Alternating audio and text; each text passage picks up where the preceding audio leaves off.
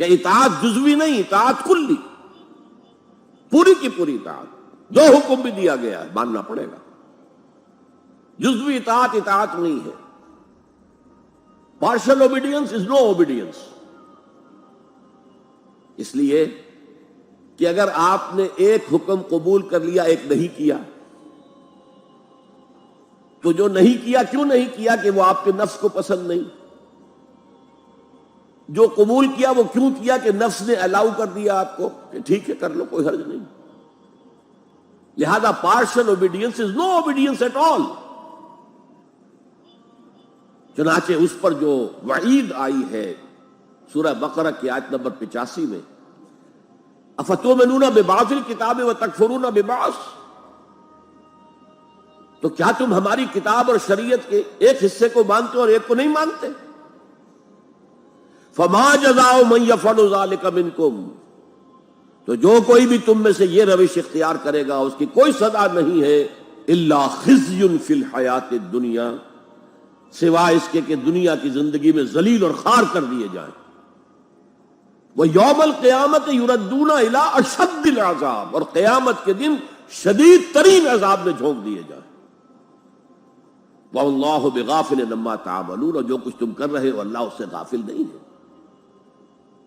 تم اپنی ظاہری ٹیپ ٹاپ سے، اپنے داڑھیوں کے طول سے اللہ کو دھوکہ نہیں دے سکتے، اپنے عمروں اور حجوں کی تعداد سے اللہ کو دھوکہ نہیں دے سکتے۔ He sees you through and through، تمہارے باطن کو دیکھتا ہے، تمہارے دل کو دیکھتا ہے، اسے معلوم ہے کہ تم نے حج تو کیا، حرام کی کمائی سے کیا ہے۔ یہ بڑی شدید وعید والی آیت ہے قرآن مجید میں، کہ جس کا نقشہ ہماری نگاہوں کے سامنے آج دنیا میں مسلمانوں کی کیا وقت ہے، کیا حیثیت ہے۔ فما جزاء من یفعل ذلک منکم الا خزی فی الحیات الدنیا ویوم القیامت۔ اب یہ قیامت کے دن کی بات جو اللہ فرما رہے ہیں، دعا ہی کی جا سکتی ہے کہ اللہ تعالیٰ اس سے بچا لے، کرم فرمائے، اپنی شان غفاری اور شان رحیمی سے ہمیں اس روز کی ذلت سے اور شدید ترین عذاب میں جھونک دیے جانے کی جو یہاں پر خبر سنائی جا رہی ہے، وعید سنائی جا رہی ہے، اللہ تعالیٰ اس سے بچا لے۔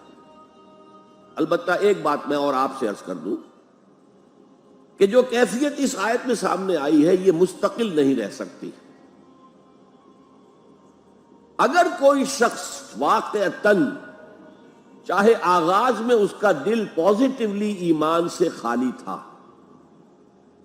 لیکن ساتھ ہی نیگیٹو نفاق سے بھی خالی تھا، کہہ سکتے ہیں زیرو لیول ہے، پلس ویلیوز اور مائنس ویلیوز کے درمیان زیرو آئے گا، تو باطن کے اعتبار سے چاہے وہ زیرو لیول پر تھا، لیکن اگر وہ اطاعت کرتا رہا، نماز پڑھتا رہا، روزہ رکھتا رہا، زکوٰۃ دیتا رہا، حرام چیزوں سے بچتا رہا، فرائض ادا کرتا رہا، تو اس سے لازماً ایمان پیدا ہو جائے گا اس کے دلوں میں۔ اس لیے کہ یہ دو طرفہ پروسیس ہے، بائی لیٹرل۔ ایمان سے عمل پیدا ہوتا، عمل سے ایمان پیدا ہوتا۔ عمل انسان جب کرتا ہے، اللہ کی راہ میں قربانیاں دیتا ہے، زادتہم ایمانا، ان کے ایمان میں اضافہ ہو گیا، کہ ایمان دل میں آ گیا تو ایک کشاکش اندر شروع ہو جائے گی۔ آپ کے نفس کی خواہش کچھ اور ہے، ایمان کہتا ہے غلط، کشاکش ہوگی کہ نہیں؟ جیسے فرعون نے کہا تھا الیس لی ملک مصر وہذہ الانہار تجری من تحتی، کیا میں بادشاہ نہیں ہوں مصر کا؟ مصر کی حکومت میری نہیں ہے؟ اور کیا یہ ساری نہریں جو ہے میرے نظام کے تحت نہیں چل رہی؟ اسی طرح برا نہ مانیے، ہمارا نفس کہتا ہے یہ جسم میرا ہے، میری ملکیت ہے، اٹس مائی ڈومین، میری خواہش پوری کرنی ہوگی۔ جیسے اس نے کہا میں نہیں جانتا کوئی خدا ہے میرے سوا اور میرے اوپر، میں نہیں مانتا، نفس بھی کہتا میں نہیں ماننے کو تیار، کیا حلال ہے کیا حرام ہے، کیا جائز ہے کیا ناجائز، میری خواہش پوری کرو۔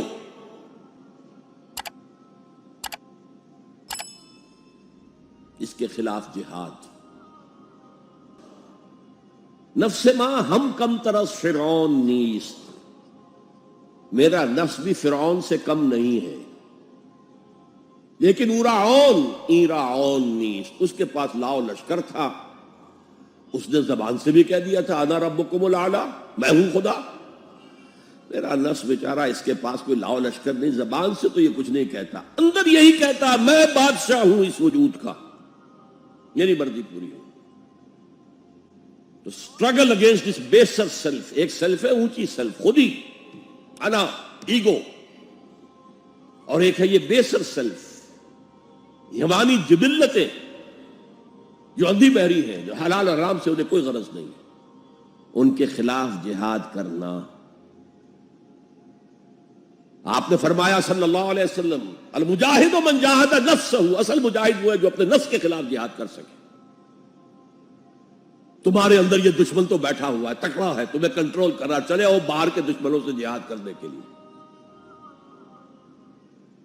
اور ایک دفعہ حضور سے پوچھا گیا ای الجہاد افضل یا رسول اللہ، اے اللہ کے رسول سب سے افضل جہاد کون سا ہے؟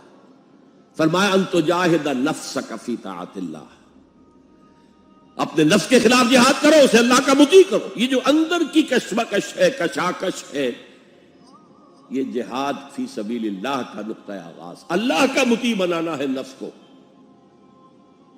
اس کے ساتھ دو سب لیول اور ہیں۔ اس نفس کو بھڑکانے والی ایک قوت ہے انویزیبل، اور ویزیبل بھی ہے۔ انویزیبل قوت سب سے بڑی ابلیس، شیطان، لعین، اور اس کے چیلے چانٹے جنات میں سے، اور ویزیبل میں انسانوں میں جو اس کے ایجنٹ ہیں، جو فحاشی کو کلچر کا نام دے، یہ اس ابلیس کے چیلے ہیں۔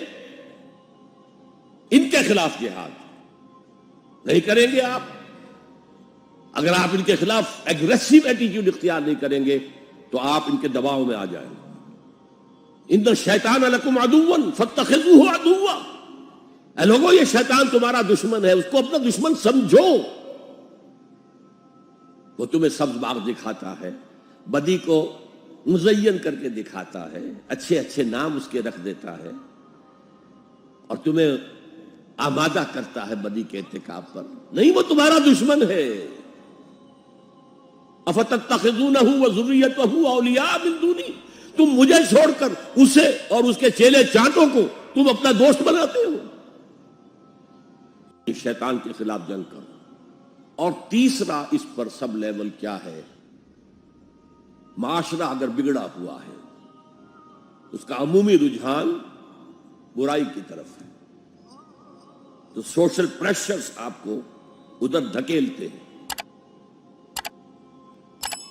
تب دو ہی راستے ہیں، زمانہ بات و نسازت تو با زمانہ بے ساز، یا تو پیسو معاملہ ہے، زمانہ تمہارے ساتھ سازگاری نہیں کرتا، چھوڑو تم زمانے کے ساتھ سازگاری اختیار کر لو، چلو تم ادھر کو ہوا ہو جدھر کی۔